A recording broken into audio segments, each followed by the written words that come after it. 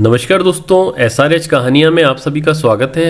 आज की कहानी का शीर्षक है काला टीका। एक बार किसी ने भगवान से पूछ लिया, महाराज आपने नारद के चरित्र में कलंक क्यों लगवा दिया? क्योंकि नारद जैसे महात्मा जिन्होंने काम, क्रोध तथा लोभ तीनों को जीत लिया, पर बीच में आपने विश्वमोहिनी के चक्कर में उन्हें डाल दिया। भगवान बोले, बात यह है कि अगर बच्चा बहुत सुंदर हो तो माँ को बड़ी चिंता होती है कि इसको कहीं नजर न लग जाए, और नजर से बचाने के लिए माँ एक काला टीका तो अवश्य ही लगा देती है। इसी प्रकार मैंने भी देखा कि नारद ने तो काम, क्रोध, लोभ को जीत लिया है, अब बस इसको नजर लगने वाली है। नजर लगने का भी रामचरितमानस में भगवान राम के संदर्भ में बड़ा सांकेतिक अर्थ दिया गया है। रामायण में वर्णन आता है कि नजर 3 तरह से लगती है। बालकांड में लिखा है, कौशल्या जी, सुमित्रा जी और कैकेयी जो श्री राम को देखने के पूर्व हाथ में एक तिनका ले लेती हैं और उस तिनके को तोड़कर फिर श्री राम को देखती हैं, सीधे श्री राम को नहीं देखती।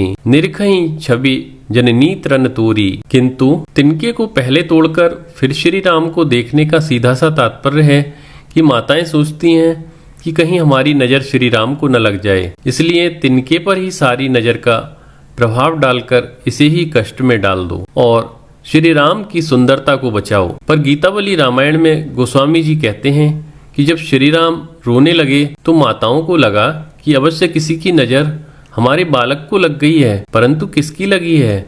तो उन्होंने विचार किया कि लगता है किसी बुरी स्त्री की नजर लग गई, किंतु अब क्या किया जाए?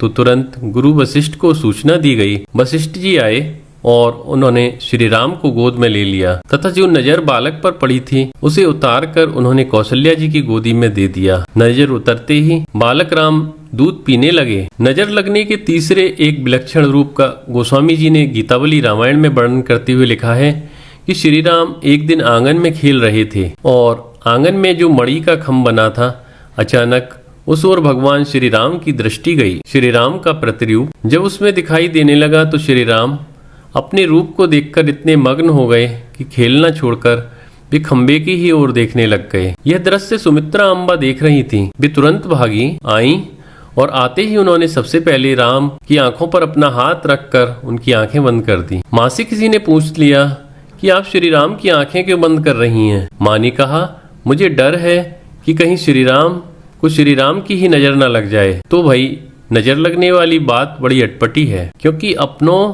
की नजर लग जाती है, औरों की लग जाती है तथा अपनी भी लग जाया करती है। व्यवहार में हमारे आपके जीवन में तीनों प्रकार की स्थिति आती है। अपनों की स्नेह भरी दृष्टि भी लग जाती है, परायों की बुरी दृष्टि भी लग जाती है, पर सबसे बड़ी बात यह है कि कभी कभी हमें अपनी ही दृष्टि लग जाती है कि हम कितने बड़े गुणवान हैं, हम बड़े श्रेष्ठ हैं और हम बड़े सुंदर हैं। रामायण में इन तीनों दृष्टियों से बचने का उपाय बताया गया है। भगवान से जब नारद के संदर्भ में भक्त ने प्रश्न किया तो भगवान ने कहा कि नारद को दोनों की ही दृष्टि लग गई, क्योंकि एक तो नारद को काम की दृष्टि लग गई, पर उससे भी बड़ा संकट तब पैदा हो गया जब उन्हें अपनी ही दृष्टि लगने लगी। जब नारद ने काम, क्रोध तथा लोभ को हरा दिया तो काम ने आकर चरणों में प्रणाम किया, पर जाते जाते वह नजर लगाता गया। काम ने कहा, महाराज आज तक बड़े बड़े महात्मा उत्पन्न हुए, पर आप जैसा कोई नहीं हुआ। किंतु उसके बाद सबसे बड़ी बात यह हुई कि काम का वाक्य सुनकर नारद जी अपने आप को देखकर सोचने लगे, सचमुच मुझ में इतने अधिक गुण हैं, और तब भगवान ने काला टीका लगा दिया। उन्हें लगा कि नारद के मन में अभिमान उत्पन्न हो गया है कि मैं इतना चरित्रवान हूँ, मैं काम, क्रोध और लोभ आदि का विजेता हूँ। भगवान ने कहा, नारद तो मेरा नन्हा बालक है, और जैसे बालक को नजर लग जाए तो वह रुग्ण हो जाता है तथा माँ उसकी रुग्णता को दूर करने की चेष्टा करती है। इसी प्रकार नारद को बचाने के लिए मैंने यह खेल किया। वस्तुतः विश्वमोहिनी के प्रति नारद के मन में जो आकर्षण उत्पन्न हुआ, उसके द्वारा मैंने नारद का अभिमान शिथिल कर दिया।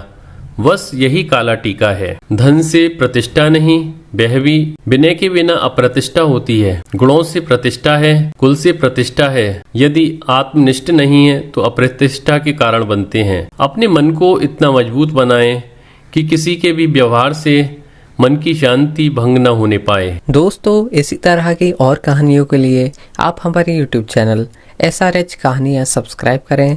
वीडियो देखने के लिए आप सभी को बहुत बहुत धन्यवाद।